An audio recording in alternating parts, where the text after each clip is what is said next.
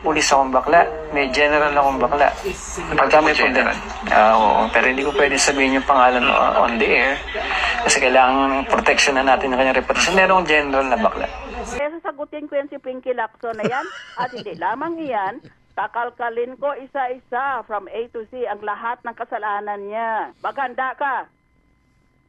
Dahil meron akong parliamentary immunity, ibulgar ko lahat ng kasalanan mo. Pati ang sexuality mo. It's from the PNP. Kasi yung general na yun, makikita mo sa TV, matipuno yan eh. Apo, ginagalang, nire-respeto.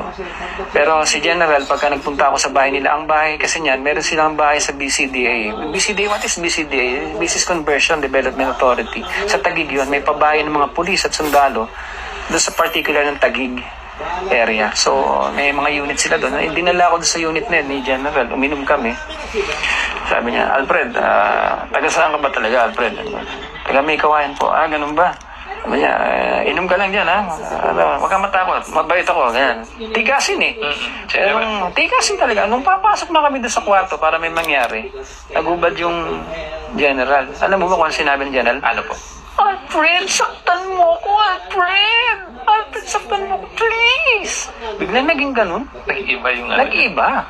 Para ba siya sa sinapian? Sabi mo, hindi mo kagalang-galang tong taon to. Pagdating pala sa kama, ganun. Sige, kagatin mo ang katawan ko, Alfred. Biglang nabago. Nawala yung bruise ko na sa akin.